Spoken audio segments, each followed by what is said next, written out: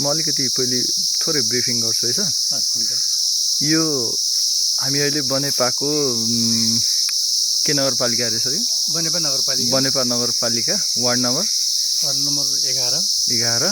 यो धनेश्वर भन्ने ठाउँमा छौँ। यहाँ धनेश्वरमा चाहिँ एउटा चाइनिज प्रजातिको मोसो भन्ने जातको बाँस चाहिँ रोपिएको छ। यो मोसो भन्ने बाँस चाहिँ अत्यन्तै बहुउपयोगी भन्ने कुराहरू बुझिन्छ। यस कारणले म आज यो स्थलगत अध्ययनै गरेर के रहेछ बुझ्छु भनेर आएको छु र यसको प्रवर्तक पनि र विज्ञ पनि हुनुहुन्छ उहाँ बद्री अधिकारी सर। म उहाँसँग यसको कम्प्लिट प्रोसेस पनि बुझ्छु।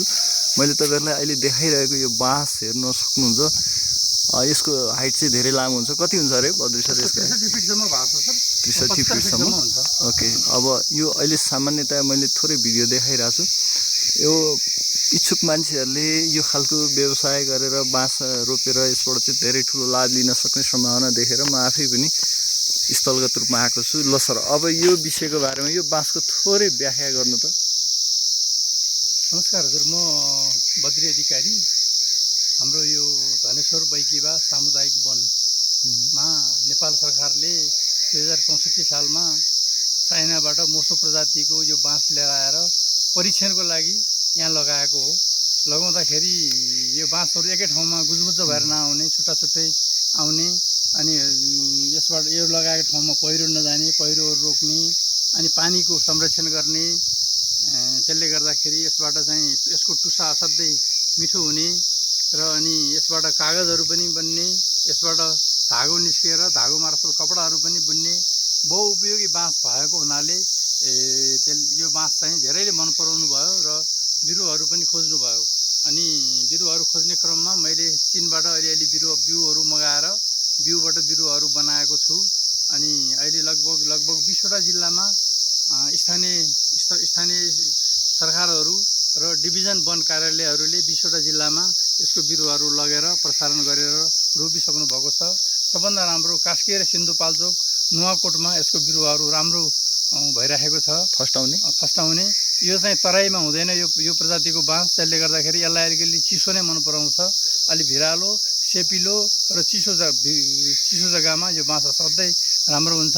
त्यसले गर्दाखेरि यसलाई टुसामा प्रयोग गरे पनि भयो, टुसामा प्रयोग भएन भने यसलाई कागज बनाए पनि भयो, अनि कागज बनाउनु पनि बढी भयो भने यसलाई चाहिँ यसबाट चाहिँ धागो बनाए पनि भयो। त्यसले गर्दाखेरि हस्तकलाको सामानहरू असाध्यै राम्रो हुन्छ, यसको आकर्षक हुन्छ।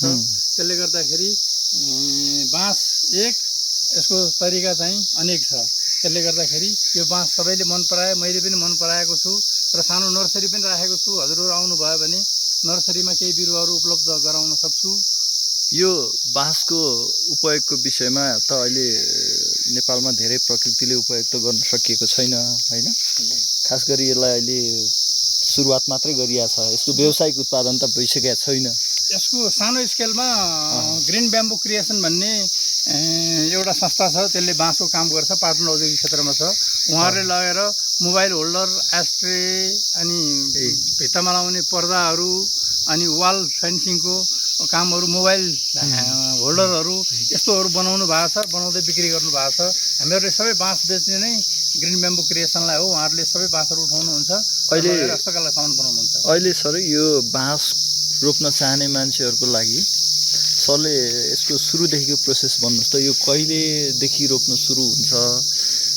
यसको सामान्य उचाइ अनि तापक्रम, पानी, आर्द्रता कस्तो के चाहिन्छ? यो चाहिँ अलिकति सेपिलो जग्गा, पारिलो जग्गा होइन, अलिकति उत्तर फर्केको सेपिलो जग्गामा हामीहरूले रोप्दाखेरि चाँडै सफलता प्राप्त गर्न सक्छौँ। चाँडै भने कति महिनामा, कति वर्षमा? यसलाई चाहिँ हामीले 6-7 वर्षमा यत्रो खालको ठुलो बाँसहरू बनाउन सक्छौँ। यो कति फिटको होला? यो लगभग होला सर, यो त 30 फिट। यसको म्याक्सिमम हाइट कति जसम्म जान सक्छ? यसको म्याक्सिमम हाइट हामीसँग चाहिँ 63 फिट गऱ्यौँ हामीले काटेर, तर यसको म्याक्सिमम हाइट चाहिँ गुगलले 75 फिट भन्छ। ओके, अनि भनेपछि अहिले यो हाइट कति हाइट हुनु पर्यो यसको मिनिमम रोप्ने ठाउँ? 1000 मिटरभन्दा माथि हुनु पर्यो। 1000 मिटरभन्दा माथि र पानी नजम्ने ठाउँ हुनु पर्यो। यसमा चाहिँ अलिकति चिसो आउने ठाउँमा धेरै राम्रो हुन्छ। कसरी कसरी रोप्नु पर्यो सर यसको? यसलाई सबभन्दा पहिला हजुरले हामीले 3 मिटरदेखि 3 मिटर फरक, एक बोटदेखि अर्को बोट 3 मिटर फरक र अर्को हजुरको एक हात गोलो र एक हात गहिरो खाडल खन्छौँ। त्यसमा चाहिँ मल माटोहरू मिसाएर अनि रोप्छौँ हामीहरूले। 3-3 मिटरको फरकमा प्रत्येक बिरुवाहरू रोप्छौँ। 6-7 वर्ष पछाडि यसको उत्पादन लिन 7 सकिने हो? वर्षपछि हामी वयस्क बाँस उत्पादन लिन सक्छौँ। बेला बेलामा वर्षको एक दुईचोटि ख्याल गर्नु पर्यो। जस्तो लामो खडेरी पर्यो, धेरै चाहिँ ओसिलो भयो, सेपिलो भयो, झाङ्गियो भने बिरुवाहरू पन्छाउने हटाउने अलिकति हावाहरू चल्नुपर्छ यसलाई। त्यसले गर्दाखेरि रोग नलाग्ने हुनुपर्छ।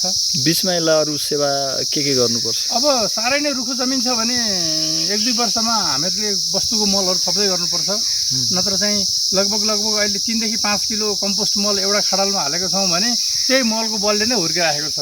मेरो अनुभवले चाहिँ त्यस्तो बताउँछ। 2 वर्ष अगाडि पोखरा र नुवाकोट र सिन्धुपाल्चोकमा लगेको साथीहरूले चाहिँ 3-3 किलो मल हालेर राख्नु भएछ।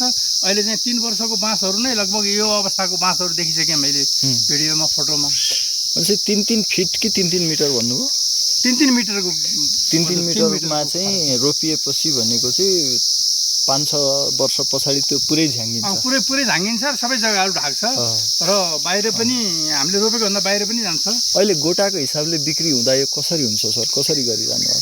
लगभग यो बाँसको 120, अलिकति मोटो खालको बाँसको 160 अनि त्योभन्दा पनि सानो खालको यो नारिस टाइपको चाहिँ 50 रुपियाँ। हामीले 3 ग्रेडिङ गरेर बाँसहरू बेचिराखेका छौँ। अहिले यसको खास प्रयोग चाहिँ व्यावसायिक रूपमा त्यति राम्रो भइरहेको रहेछ कि उत्पादन यही मात्रै हो मोसोको कि अरूतिर पनि यही मात्र हो नेपालमा? अरू अन्त छैन। बाँस उत्पादन अन्त छैन।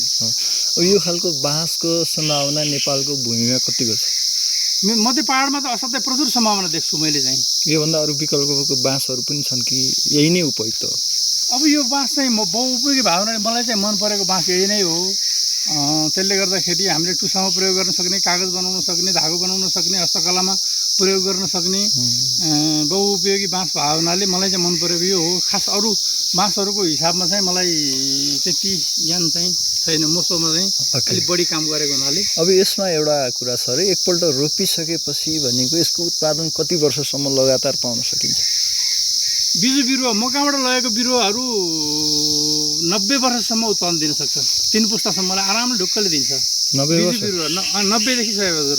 ल मानौ एउटा 1 रोपनी जमिनमा 50 वटा बिरुवा हजुरले रोप्नुभयो, रोपियो। अब भनेदेखि हजुरको छोराले पनि त्यसको आम्दानी लिनुहुन्छ, त्यसको नातिले पनि त्यसको आम्दानी लिन्छ। यसलाई कहिलेदेखि काट्न सुरु गर्न सकिन्छ? त्यसलाई हजुरले रोपेको 7 वर्षदेखि 8 वर्षदेखि बेसी लगातार 92 वर्ष। ल 8 वर्ष पछाडि चाहिँ 50 वटा बिरुवाबाट हामीले कतिवटा बाँस निकाल्न सक्छौँ होला? एउटाको लगभग एउटा बोटबाट 10 वटा। 10 वटा भनेपछि 500 वटा इन्टु 150को हिसाबले त्यो बेला होला, मूल्य बढ्ला नि त त्यो बेला होइन? गर्दाखेरि 500 इन्टु 150 होइन 51,000 समथिङ आम्दानी हो कि 5,10,000 हो? ओके। अब त्यस पछाडिको वर्षहरूमा कस्तो हुन्छ? त्यसको पछाडि वर्षहरूमा पनि हजुरको अलिअलि रुखो जग्गामा मलहरू थप्दै जाने, धेरै लामो खडेरी पऱ्यो भने सिँचाइको व्यवस्था पानी अलिअलि सिँचाइ गरिदिने। त्यसले गर्दाखेरि प्रत्येक वर्ष नयाँ आउँछ, प्रत्येक वर्ष हामीले पुरानो काट्ने। 1 वर्षको चाहिँ हामीले 500 वटा जति निकाल्छौँ एउटा 1 रोपनीमा? हजुर। अनि वर्षैपछि निकाल्न थाल्छौँ। अर्को वर्ष पनि त्यही हिसाबले निस्किन्छ? त्यही हिसाबमा आउँछ।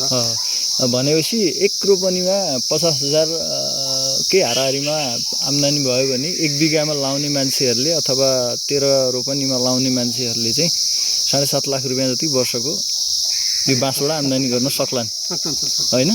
त्यो पछाडिको समयमा एकपल्ट रोपिसके पछाडि भनेको समयमा अरू खर्च चाहिँ के आउन सक्छ यसमा त खास खर्च त्यतिको आउँदैन सर। अब जस्तो पुरै जमिन सुक्खा भयो, मल पुगेन भने कम्पोस्ट मलहरूको व्यवस्था गर्ने, अनि पुरै लामो चाहिँ खडेरी पऱ्यो भने अलिअलि सिँचाइ पानीको व्यवस्था गर्ने, त्योभन्दा बढी अरू खर्चहरू यसमा त्यतिको आउँदैन। भनेपछि मुख्य खर्च रोप्नलाई मात्रै हो?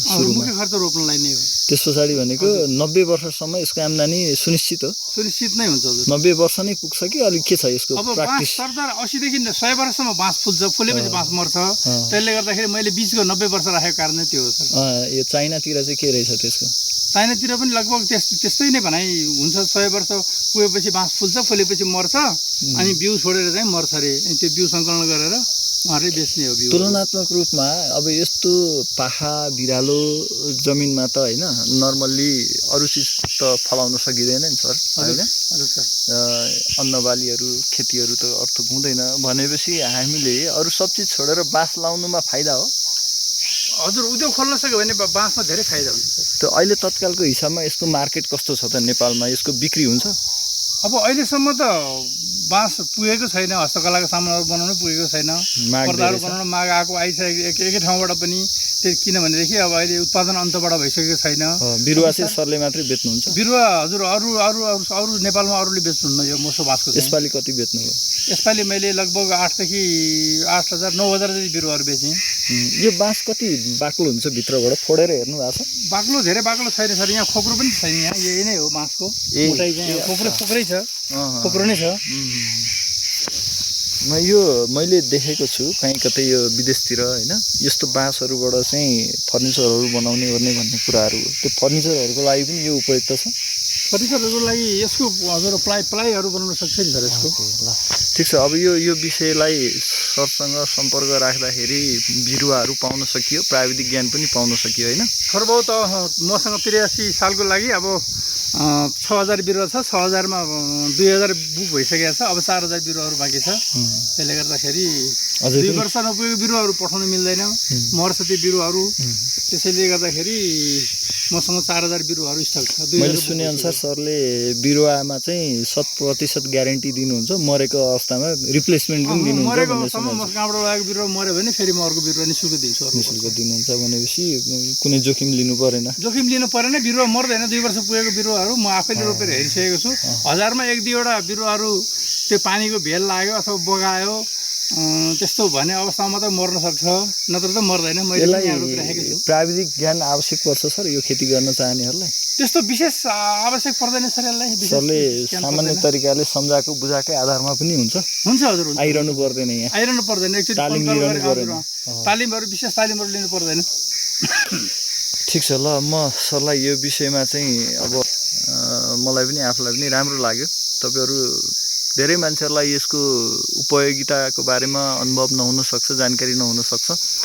मेरो हिसाबमा मैले धेरै देशमा यस्तो खालको चिज देखाएको छु, त्यसैले फाइदा हुनसक्छ भन्ने मेरो चाहिँ सुझाव छ। इच्छुक व्यक्तिहरूले बद्री सरलाई सम्पर्क गर्नुहोला। म यो नम्बर चाहिँ उहाँहरूलाई राखिदिन्छु, सम्पर्क गर्नुहोला। धन्यवाद।